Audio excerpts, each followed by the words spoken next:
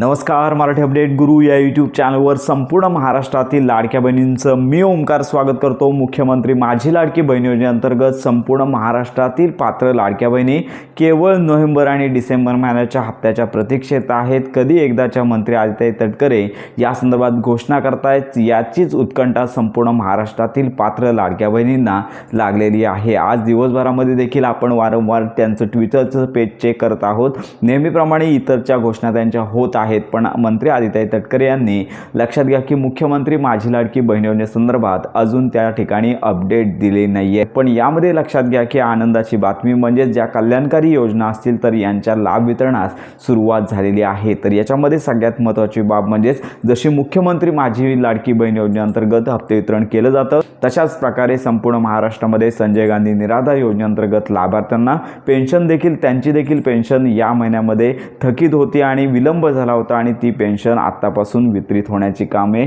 सुरुवात झालेली आहे, प्रोसेस सुरुवात झालेली आहे। तर अशा प्रकारे विविध ज्या कल्याणकारी योजना आहेत तर यांच्या लाभ वितरणास सुरुवात झालेली आहे।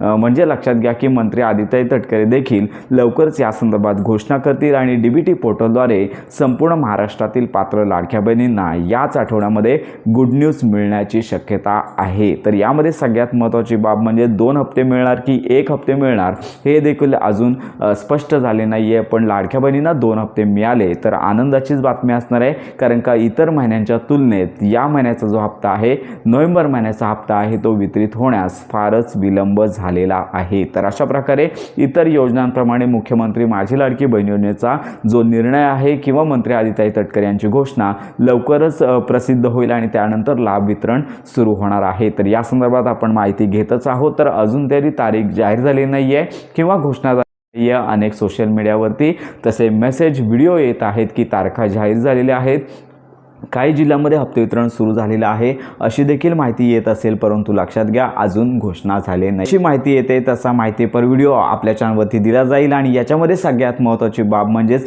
2 हप्ते आहेत लाडक्या बहिणींना मिळायलाच हवेत, कारण का मोठा उशीर झालेला आहे। डिसेंबर महिना देखील संपत आलेला आहे, त्यामुळे 2 हप्ते जर मिळत असतील तर मोठा हातभार संपूर्ण महाराष्ट्रातील पात्र लाडक्या बहिणींना लागणार आहे आणि आपण देखील या संदर्भात प्रतीक्षेतच आहोत। जशी घोषणा होते तशी अपडेट आपल्या चॅनलवरती दिली जाणार आहे। पण याच्यामध्ये एक मात्र संकोच आहे, मागील 2 ते 3 महिन्यांपासून काही लाडक्या बहिणी अपात्र होत्या, त्याच्यानंतर पात्र झाल्या आणि त्यांचा लाभ आहे 2 ते 3 महिन्यांचा थकीत राहिलेला आहे। आदित्य तटकरे असतील यांनी सांगितलं होतं की आम्ही हा लाभ देणार आहोत, पण सध्या या संदर्भात कोणतीच अपडेट आलेली नाही आहे। आणि यामध्ये सगळ्यात महत्त्वाची बाब म्हणजेच लाभ वितरण आहे तो सरसकट सगळ्यांना होणार आहे आणि याच्यानंतर EKYC लक्षात घ्या 31 डिसेंबरपर्यंत मुदत आहे। ज्या लाडक्या बहिणींचे पती किंवा वडील हयात नाही आहेत त्यांनी 31 डिसेंबरच्या पूर्वी जवळच्या असणाऱ्या अंगणवाडी सेविका यांच्याकडे त्यांच्या संबंधित कागदपत्र आणि पोर्टलवरची EKYC करून घ्यायची आहे। अंगणवाडी सेविकाताई